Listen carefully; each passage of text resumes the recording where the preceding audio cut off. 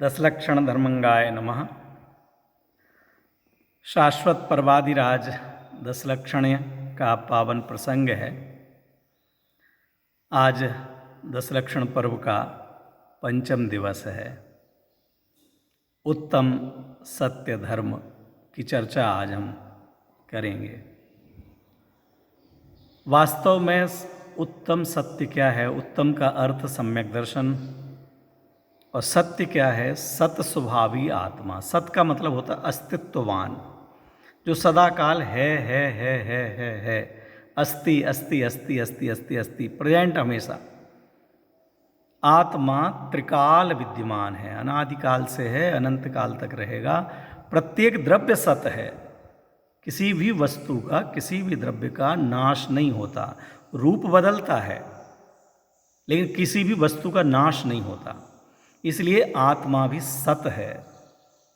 उस सत स्वभावी आत्मा के आश्रय से जो पर्याय प्रकट होती है उसे वास्तव में उत्तम सत्य धर्म कहा जाता है। ऐसे सत्य धर्म को धारण करके ही हमारे मुनिराज मोक्ष मार्गी कहलाते हैं, मोक्ष में आगे बढ़ रहे हैं। जो सम्यक दृष्टि जीव हैं वह जिनेंद्र परमात्मा के लघुनंदन हो गए हैं, छोटे सुपुत्र बन गए हैं, और मुनिराज उनके बड़े सुपुत्र हैं जिनेंद्र परमात्मा के। राज्य बड़े बेटे को ही मिलना है। छोटे बेटे की छोटी छोटी बातों की प्रशंसा की जाती है उसको प्रोत्साहित करने के लिए। इसलिए कहीं कहीं बहुत सम्यक दर्शन की और सम्यक दृष्टियों की खूब महिमा गाई गई है, वो उनका प्रोत्साहन करने के लिए। लेकिन जो मोक्ष मार्ग में तीव्र गति से आगे बढ़ रहे हैं वो हमारे मुनिराज हैं, जिनकी क्षमा, मार्दव आदि 10 लक्षण, व्यवहारिक 10 लक्षण भी बाहर में दिखते हैं। उनका अंदर और बाहर एक जैसा दिखता है। जो गृहस्थ धर्मात्मा होते हैं, सम्यक दृष्टि हों, पंचम गुणस्थानवर्ती हों, उनके जीवन में धर्म प्रकट हुआ है, मोक्ष मार्गी हो गए, आत्मानुभवी हो गए, लेकिन उनका धर्म हमारी इस कम ज्ञान से, अल्प ज्ञान से पकड़ में नहीं आता है। और मुनिराजों का जीवन तो कहना ही क्या, कितनी पवित्रता, कितनी शुचिता उनके जीवन में, कितना आनंदमय जीवन होता है उनका, कैसे सत्य महाव्रत के धारक होते हैं। तो निश्चय सत्य धर्म क्या? सत स्वभावी आत्मा के आश्रय करने से, माने उसका अवलोकन करने से, अनुभव करने से जो वीतरागता प्रकट होती है उसे उत्तम सत्य धर्म कहते हैं। और ऐसे जीव जो वचन बोलते हैं उनको व्यवहार से सत्य वचन कहा जाता है।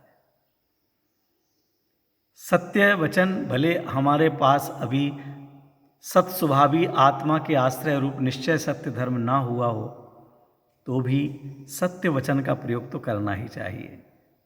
हमारा प्रयास होना चाहिए कि हम सत्य बोलें, लेकिन कठोर नहीं बोलें।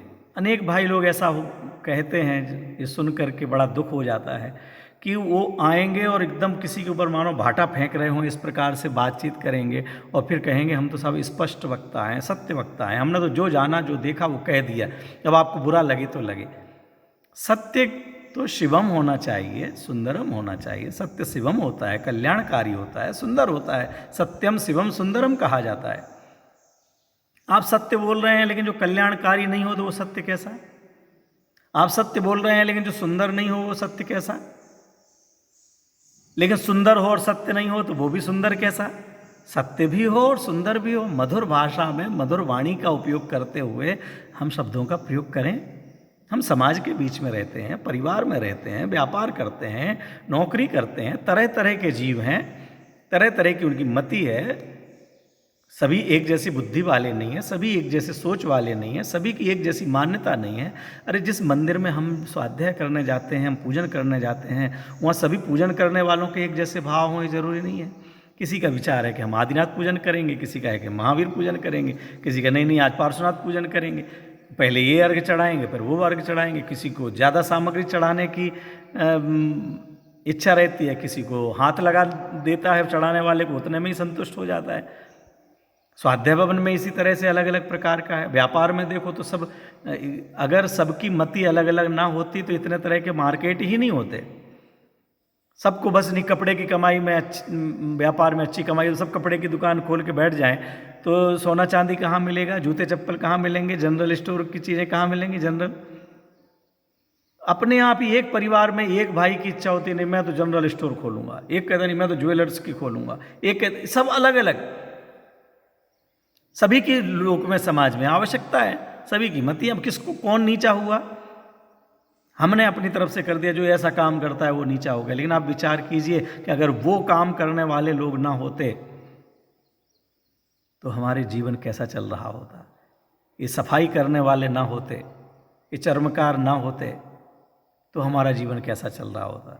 अगर कपड़े सिलने वाले नहीं होते, कपड़े बेचने वाले नहीं होते, कपड़े धोने वाले नहीं होते और हम कपड़े पहनने वाले नहीं होते, सब एक दूसरे से जुड़े हुए हैं, सबके अलग अलग व्यवसाय, अलग अलग रुचि है, सबने अपने रुचि से किया है। किसी को अलग से कहा गया हो कि नहीं तू ये काम कर, ऐसा भी नहीं है। बहुत लोगों को रुचि होती नहीं मैं तो सब्जी की दुकान करूंगा, वो सब्जी मंडी में ही अपनी दुकान खोल करके और बड़ा मानता है मैं यहाँ का किंग हूँ। ये कहने का अभिप्राय केवल इतना कि सबकी मति अलग अलग है, परिवार में मति अलग अलग है, इसलिए हम अपनी ही जिद पर नहीं अड़ें और हम जो कह रहे हैं वही सत्य है ऐसा नहीं करें, और कटु शब्दों में प्रयोग ना करें, मधुर शब्दों से बात करें। कोई माने तो ठीक, नहीं माने तो भी ठीक है। कोई आवश्यक है क्या मैं आप सबकी बात मान सकता हूँ? नहीं मानूंगा। तो जब मैं आपकी बात नहीं मानूंगा तो आप सब लोग मेरी बात मान ही लें, स्वीकार ही कर लें, ये कहाँ जरूरी है। अब एक तरफ जाने वाले लोग वो जरूर एक की बात मानेंगे, जिन्हें मोक्ष मार्ग में जाना वो जिनेंद्र की ही मानेंगे, जिन्हें संसार मार्ग में रहना है वो संसार की ही मानेंगे, उसी तरह की मानेंगे। यहाँ उदयपुर से अहमदाबाद के लिए भी गाड़ियाँ जाती हैं, जयपुर के लिए भी जाती हैं। अब हर आदमी अहमदाबाद वाली में बैठे ये ज़रूरी नहीं है, जयपुर वाली में ही बैठे ये ज़रूरी नहीं है, लेकिन जिसे जयपुर जाना है वो तो जयपुर वाली में ही बैठेगा। हमें जयपुर जाना है और बैठूंगा मैं अहमदाबाद वाली में, ऐसा नहीं चलेगा।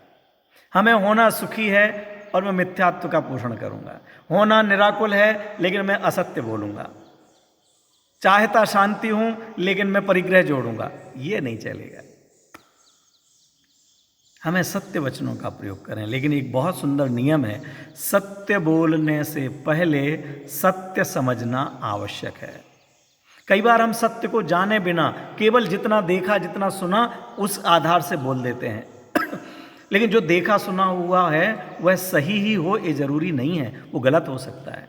गलत हो सकता है का मतलब वो जो दिख रहा है वो कोई कारण है, उस कारण से दिख रहा है। कोई नाटक कर रहा है, कोई घर में माँ है, माँ बच्चे को ऐसे ही डांट रही है मैं तेरे हाथ पैर तोड़ दूंगी, और आप जाके रिपोर्ट लिखा दो कि साहब वहाँ पर एक महिला एक बच्चे के हाथ पैर तोड़ रही है। अरे आप सत्य समझें तो। नहीं यही सुना हमने, बिल्कुल बात सही है कि आपने यही सुना, वीडियो बनाई हो तो वीडियो रिकॉर्डिंग है, आप फटाफट मोबाइल में डाल के और आप वायरल कर दो, देखो ये हाथ पैर तोड़ रही है, बोल रही है आग लगा दूंगी। रिकॉर्डिंग है पक्का, आप वीडियो की जांच करा लो, गलत नहीं निकल सकती है, नहीं तो मैं कुछ भी सजा पाने को तैयार हूँ। इतना सब कुछ होते हुए भी वह सत्य नहीं है, क्योंकि उन वचनों की सत्यता का पता नहीं आपको, उनका अभिप्राय नहीं पता आपको। इसलिए जब तक क्या बात चल रही है और वो क्यों चल रही है उसका पता नहीं हो तब तक हमें जहाँ चाहे नहीं बोल देना चाहिए। इसलिए फिर से नियम दोहराता हूँ, सत्य बोलने से पहले सत्य समझना आवश्यक है। कविवर दयानंद राय जी हमारे लिए कहते हैं, कठिन वचन मत बोल पर निंदा और झूठ तज। कठोर वचन बोलना, सत्य होते हुए भी कठोर वचन बोले जाते हैं तो उन्हें असत्य की श्रेणी में गिना है। या बात सही है लेकिन आपके शब्द गालियों से भरे हुए हैं, उसका तिरस्कार करने के लिए हैं, उसका अपमान करने के लिए हैं, उसका दिल दुखाने के लिए हैं। ये जो आपकी भावना है, इस भावना के कारण वह कठोर सत्य होते हुए भी असत्य में गिना है जिनवाणी ने। कठिन वचन मत बोल, इसलिए जिनवाणी सबसे पहला इस पूजन का शब्द ही है लिखा, कठिन वचन मत बोलो। अरे जीवन थोड़ा है भैया, हिल मिल करके चलो, प्यार से बोलो। लोगों के गोली के घाव मिट जाते हैं और गाली या बोली के घाव नहीं मिटते हैं। हमारे द्वारा बोली का घाव ना लग सके ऐसा प्रयास रहे। कई बार हम लौकिक में जहाँ रहते हैं वहाँ के वातावरण में तत्काल में कुछ आवेश में कहने में आ गया तो उसके बाद तो क्षमा मांगना ही रास्ता रह जाता है। लेकिन हमारा प्रयास ऐसा रहे कि हम जान करके कठोर वचन नहीं बोलें, बोलने में आ गए तो क्षमा याचना करें। पर निंदा, दूसरों की निंदा करना, बहुत से लोगों को आदत है बस दूसरों की बुराइयां उड़ाना। उनको क्या आता है, पंडित जी क्या करते रहते हैं, बस इनका तो काम ही प्रवचन करना है, खुद तो पैसे देते नहीं है। पैसे देने वाले तो ये तो नाम के लिए पैसे देते हैं, काम के लिए थोड़ी देते हैं। ये तो अपना ऊंचा पद चाहते हैं, ये तो फालतू में बस गाते रहते हैं। इनको तो गाने को माइक क्या मिल गया तो यही करते रहते हैं। जिसको जो मिले उसकी निंदा ही करना। उनका बेटा ऐसी है, उनकी बहू ऐसी है, उनकी पत्नी ऐसी है, वो पति ऐसा है, उनका व्यापार खराब है, उनकी दुकान खराब है, उनका मकान खराब है। ये अच्छी बात नहीं है, अपने समय की बर्बादी है। बहुत पाप का आश्रय बंद होता है दूसरों की निंदा करने वाले का। दूसरों की निंदा करने वाला नीच गोत्र कर्म का आश्रय बंद करता है। दूसरों की निंदा करने वाले की भविष्य में निंदा ही होगी। ऐसी ही गति में, ऐसी ही अवस्था में जाएगा जहाँ बुराइयां ही सुनने को मिलेंगी, डंडे ही खाने को मिलेंगी। इसलिए पर निंदा और झूठ तज, और झूठ को अलग लिखा कि सत्य होते हुए भी दूसरों की बुराई के लिए मत करो। आपको उनके दोष मिटाना है ना, है उनमें दोष, उनसे जा कर के कहो। कहने का एक तरीका हो, सलीका हो, विनम्रता पूर्वक कहो, प्रेम से कहो। प्रेम से कहोगे वो स्वयं दोष स्वीकार कर लेंगे। ये हम वो दोष दूसरों को बता करके उनको नीचा दिखाना चाहते हैं। बहुत उड़ते हैं हवा में। अब बताऊंगा मैं सबको, एक माइनस पॉइंट पता लग गया, अब सब जगह फैलाओ, व्हाट्सएप पे डाल दो, उनके घर में ऐसा हो रहा है, उनके घर में ऐसा हो रहा है, विश्वास नहीं हो तो पता कर लो, ये वीडियो देख लो। ये दूसरों की निंदा के लिए है, ये दोष मिटाने के लिए नहीं है। हमारा प्रयास भी हो दूसरों के दोष भी कहना हो तो निर्दोष होने के लिए, वात्सल्य पूर्वक, प्रेम से। एक साधर्मी, एक जीव तो है ना, भले वो जैन धर्म मानता कि नहीं मानता, लेकिन जीव तो है ना। एक धर्म तो है हमारा, वो ज्ञान स्वभाव वाला है, हम भी ज्ञान स्वभाव वाले हैं। यही धर्म की समानता है, इसलिए हम साधर्मी हैं। इसलिए कठोर वचन नहीं बोले, दुखदायक नहीं हो। हम नौकर चाकरों को कुछ भी बोल देवें, छोटे बच्चे हैं या बहू बेटियां हैं उनके लिए कुछ भी बोल दें। आजकल तो फिर भी बहुत वातावरण बदल गया है, ऐसा बोल पाना सरकार के द्वारा ही प्रतिबंधित हो गया। बहू उल्टा सुना देवे तो अब कौन सुने सासू जी की, या नौकर चाकर तुरंत बोल रहे मिस्टर आपकी नौकरी ये रखो मैं चला। लेकिन फिर भी जब जहाँ जैसा मौका हो, हमारे लिए कठोरता का व्यवहार नहीं हो, झूठ नहीं बोलें। कभी कह रहे सांच जवाहर खोल, सत्य तो एक जवाहर है, रत्न है। सत्य बोलना, प्रिय बोलना एक रत्न के समान है, इसको खोलो। सत्यवादी जग में सुखी, सत्यवादी जगत में सुखी होता है। लेकिन हमारी मान्यता ये बैठी हुई है कि नहीं साहब सत्यवादी, हम तो जितने देखे बड़े बड़े सत्यवादी दुखी होते हैं। हरिश्चंद्र भी दुखी हो गए थे, राजा हरिश्चंद्र जी सत्यवादी बने और दुखी हो गए थे। हम भी यहाँ देखते हैं कि दुखी हो गए हैं। गलत धारणा है हमारी, हम गलत काम करके उसका सत्य बोल के और माफ़ी चाहते हैं। हमने इनकम टैक्स की चोरी की है, अब हम सत्य धर्म के बारे में हमने सुना, सत्य वचन के बारे में सुना, तो जाके आयकर अधिकारी को बताएं कि हमने साहब इतने लाख का, इतने करोड़ का टैक्स नहीं दिया, तो उसने पेनल्टी सहित आपको पकड़ा दिया कि ठीक है इतना जमा करा दिए। साहब देखो क्या फ़ायदा निकला। अरे क्या फ़ायदा निकला? आप जेल नहीं जाएंगे, आप ससम्मान आप टैक्स अदा कर देंगे। वो लोग भी कहेंगे कि साहब देखो कितने बढ़िया आदमी स्वयं चल कर के आए और उन्होंने अपनी आय बताई कि हम पिछले साल भूल गए, हमें नहीं मालूम था। ये सम्मान होगा। ये हमने अर्थ समझा हुआ है कि हम अगर इनकम टैक्स चोरी की है तो हम जा कर के बता देंगे तो हमें टैक्स नहीं लगेगा, और टैक्स लग गया और पेनल्टी लग गई तो फिर क्या फ़ायदा निकला है साहब? वो तो दुखी हो गए, और उन्होंने तो बचा लिया, उनको तो कुछ नहीं हुआ, और हमने बताया तो हमारे लिए तो पेनल्टी लग गई। पेनल्टी किस बात की लगी? सत्य बोलने की नहीं लगी है। जो पेनल्टी लगी वो इनकम टैक्स 1 साल जमा नहीं किया उसकी लगी है। भैया सत्य बात को समझो। 2 मित्र हैं, बिना टिकट भागे चले जा रहे हैं। रेलवे स्टेशन पे एक को अचानक याद आ गया, प्रवचन सुन के गए थे उत्तम सत्य धर्म का, समझ लीजिए ये वीडियो ही सुन लिया था, और सुबह सुबह का समय और बिना टिकट चले जा रहे हैं। एक ने कहा यार अभी हाल पढ़ा है कि सत्य वचन बोलो और सत्यवादी जग में सुखी, मैं तो सुखी रहूँगा।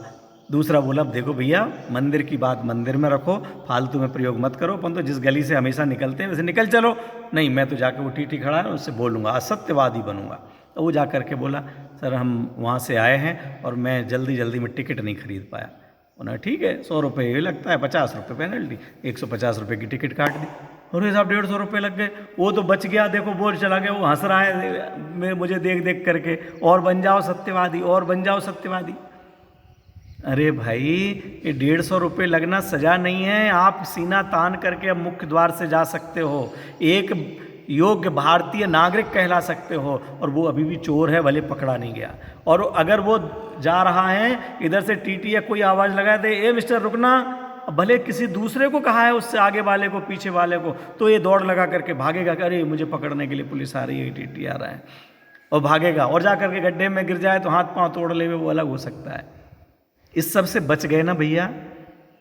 इसलिए ये धारणाएं हमें सही समझें। हम गलत काम की सज़ा मिलती है और उसे सत्य बोलने की सज़ा समझ लेते हैं। बच्चे स्कूल में पढ़ने जाते हैं, सत्यवादी जग में सुखी, आज हमने होमवर्क नहीं किया, अच्छा तो लाओ एक चपत लगा दी, चलो बैठ जाओ, कल कर लो साहब, उसने तो कह दिया मैं तो बुखार आ गया था इसलिए मैंने नहीं किया। अच्छा बुखार आ गया था, कोई बात नहीं, बैठ जाओ। अब वो सत्यवादी सोचता है कि मैंने सत्य बोला और मुझे तो डंडा पड़ गया एक, और इसने कह दिया कि झूठ बोला, मुझे बुखार आ गया था या मेहमान आ गए थे, ये तो बच गया, अब मैं आगे से नहीं बोलूँगा। बच्चों गलत, आपको सत्य बोलने का डंडा नहीं लगा है, डंडा तो होमवर्क नहीं करने का लगा है। और केवल एक लगा है, वो सत्य बोलने के कारण 3 से बचे हो। मैडम कह रही थी हम 4-4 डंडे लगाएंगे, 3-3 डंडे नहीं मिले, वो उसके कारण से आप बचे हैं। और उसने झूठ बोला, झूठ बोलने का पाप लगेगा। आज मैडम ने विश्वास कर लिया कि शायद बुखार आया होगा, अचानक कहीं से पता लग सकता है कि तेरे को बुखार जैसा तो है ही नहीं, या पिताजी आ जाए, कोई आ जाए और कहे इसको तो कुछ नहीं था, पूछने में आ जाए तो बोलो कितना विश्वास चला जाएगा। झूठे पर कोई विश्वास नहीं करता है। इसलिए मित्रों, हम सत्यवादी बनने का भाव अभिप्राय सही समझें, हम अच्छा सोचें, अच्छा विचार करें, सब लोगों से सद्व्यवहार करें, जितना अधिकतम हो सके यथा योग्य यथा संभव सत्य वचनों का प्रयोग करें, और जो सत स्वभावी आत्मा है उसको समझने के लिए जिनवाणी का खूब खूब अभ्यास करें, उसकी रुचि जगाएं और उत्तम सत्य धर्म प्रकट करें।